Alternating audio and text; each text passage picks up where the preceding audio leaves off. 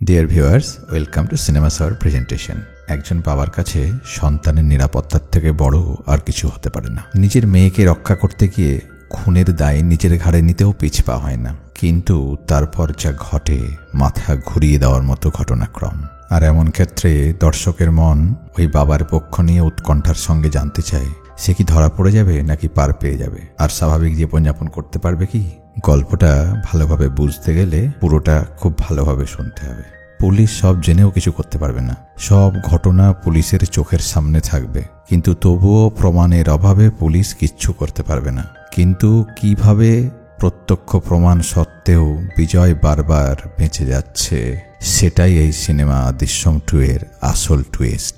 এখানে একটু দৃশ্যমনের কথা।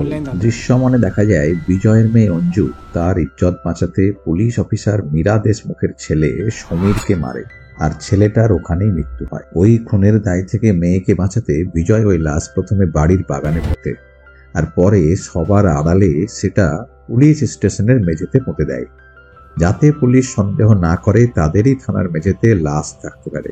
আসলে তখন ওই পুলিশ স্টেশনটা তৈরি হচ্ছিল, তাই সে এটা করতে পেরেছিল। পুলিশ সব জেনেও প্রমাণের অভাবে বিজয়ের বা তার পরিবারের শাস্তি দিতে পারেনি, কারণ তারা সেই লাশটা কোনোদিনই খুঁজে পায়নি। তো সেখানেই দৃশ্যমন শেষ হয়।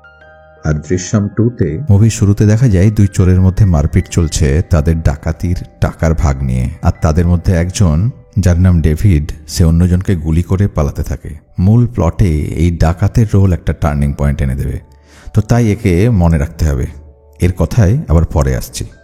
তো এরপর সিন শিফট হয়, আর গল্পের নায়ক বিজয় সালগাঁওকরকে দেখানো হয়। বিজয় যে দৃশ্যমানে কেবল টিভির ব্যবসা করত, সে এখন থিয়েটার কিনে ফেলেছে, আর সে অনেক ধনী হয়েছে। তো বিজয়ের পাশের বাড়িতে থাকে জেনি, আর তাকে তার বর মদ খেয়ে এসে মারধর করছে আর টাকার জন্য উৎপাত করছে। তো বিজয় আর তার বউ নন্দিনী এই জেনিকে তার বরের হাত থেকে মাঝে মাঝেই বাঁচাতে যায়। আর এইভাবে জেনির সঙ্গে বিজয়ের বউ নন্দিনীর একটা বন্ধুত্ব হয়ে যায়।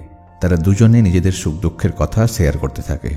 নন্দিনী জেনিকে খুব বিশ্বাস করতে শুরু করে, আর জেনি মাঝে মাঝে কথায় কথায় বিভিন্নভাবে ওই খুনের ব্যাপারে জানতে চেষ্টা করে।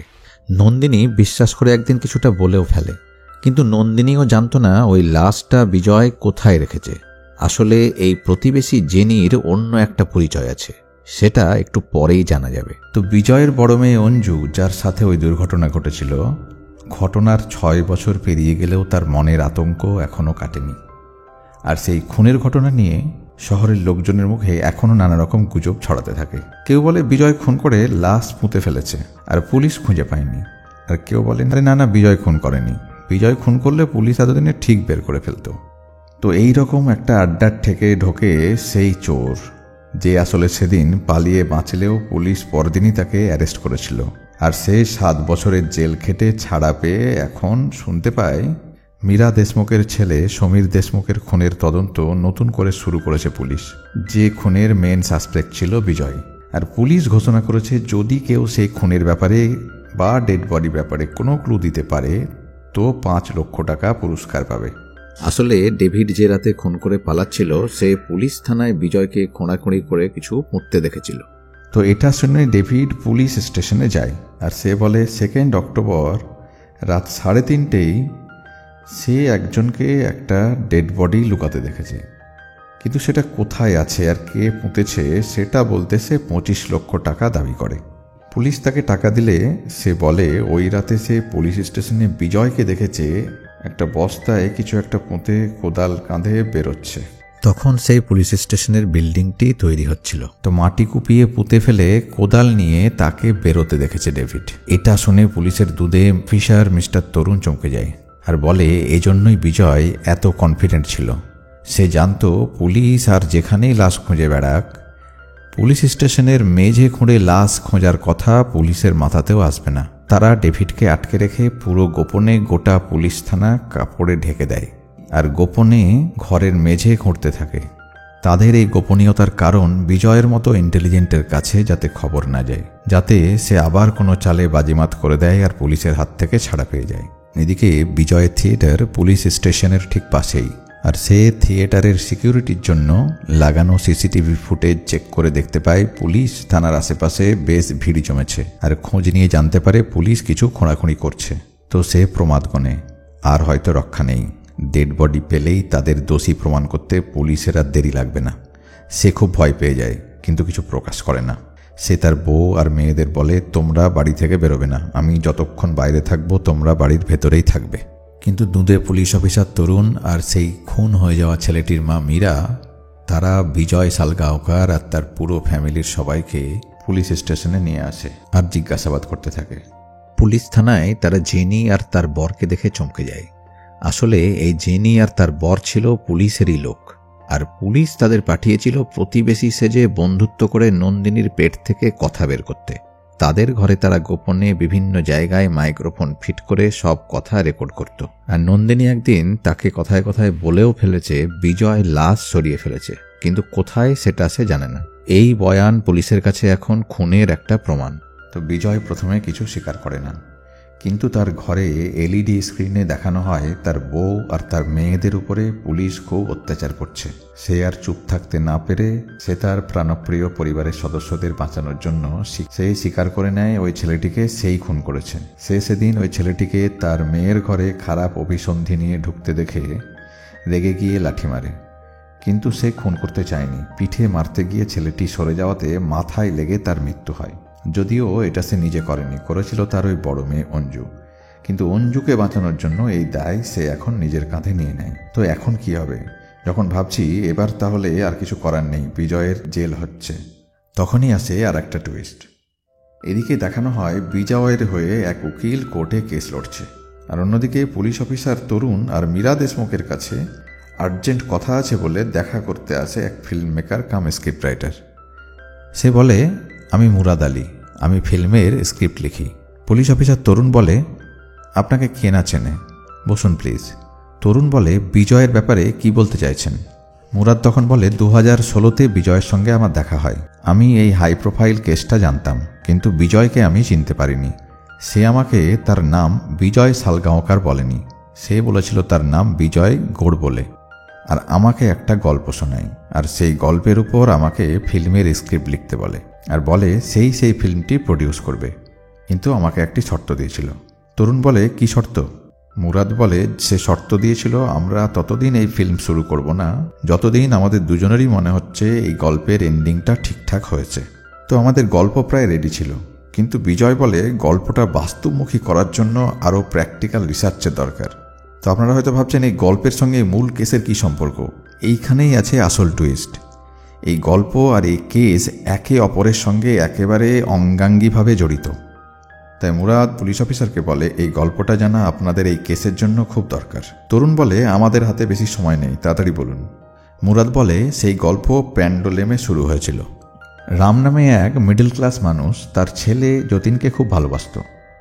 তো এক রাতে যতীন বন্ধুদের সঙ্গে পার্টি করছিল, আর সেখানে মদে চুর হয়ে একটি ছেলে আসে আর তার বান্ধবীর সঙ্গে অশালীন আচরণ শুরু করে। আর এই ছেলেটা কোনো সাধারণ ছেলে ছিল না, এক বিশাল বড় প্রমোটারের ছেলে ছিল। তো যতীন তাকে বুঝিয়ে মানা করলেও সে শোনেনি। তখন যতীন সবার সামনে তাকে চড় মেরে দেয়, আর তাদের বন্ধুরা তাদের এই ঝামেলা থামায়। কিন্তু সেই ছেলে অপমানের বদলা নিতে যতীনের পিছু নিয়ে যতীনের বাড়ি চলে আসে, আর দুজনের মধ্যে মারামারি শুরু হয়ে যায়। আর দুর্ঘটনাবশত যতীনের হাতে সেই ছেলে খুন হয়ে যায়। যখন তার বাবা রাম আসে আর এই ঘটনা দেখে, আর দেখে সে যদি কিছু না করে তো তার ছেলে যতীনের ভবিষ্যৎ শেষ, তখন রামের মনে আসে সেই খুন হয়ে যাওয়া ছেলেটির প্রমোটার বাবার একটি বড় বিল্ডিংয়ের কনস্ট্রাকশন চলছে, আর লাশটা সেই বিল্ডিংয়ের মেঝেই পুঁতে দেয়। সে জানে বিল্ডিং তৈরি হয়ে গেলে নিজের বিল্ডিং খুঁড়ে ছেলের লাশ খোঁজার আইডিয়া তার মাথায় আসবে না। গল্প শুনে তরুণ চমকে যায়, আরে এটা তো বিজয়ের কেসের সঙ্গে হুবহু মিলে যাচ্ছে। তার মানে বিজয় নিজের জীবন নিয়েই গল্প ফেঁদেছে। দুর্ঘটনাবশত খুন আর পুলিশ থানার আন্ডার কনস্ট্রাকশন বিল্ডিংয়ের মেঝেই লাশ পুঁতে রাখা। তারা গল্পের বাকি অংশটা শোনার জন্য উৎসুক হয়ে ওঠে। মুরাদ বলে, ফিল্মের সেকেন্ড হাফের স্টোরিতে আছে রাম এসব সত্ত্বেও নিশ্চিন্ত হয়ে বসেছিল না। সে জানত পুলিশ একদিন না একদিন ঠিক লাশ খুঁজে বের করবে, আর এই ক্লাইম্যাক্সে ছিল পুলিশ লাশ খুঁজে পেয়ে যায় আর রাম তার ছেলেকে বাঁচানোর জন্য সব দোষ নিজের ঘাড়ে নিয়ে নেয়। তরুণ আর মীরা জিজ্ঞেস করে, তো গল্পের কি এটাই এন্ডিং? মুরাদ বলে, না না, বিজয় আর আমার এই এন্ডিংটা ঠিক ভালো লাগেনি, কারণ পাবলিক এমন এন্ডিং মন থেকে মেনে নেবে না। আর এন্ডিংটা চেঞ্জ করে বিজয় বইটি কপিরাইট সহ পাবলিশ করেছে, কিন্তু সবই হয়েছে আমার নামে। তরুণ বলে কবে? মুরাদ বলে 1 বছর আগে। মীরা বলে এন্ডিংটা বলুন। মুরাদ বলে এন্ডিংটা প্র্যাকটিক্যাল করার জন্য আমরা কাজ শুরু করি। বাস্তবে যদি পুলিশ এইরকম ডেড বডির কঙ্কাল পায় তাহলে পুলিশ কি করবে?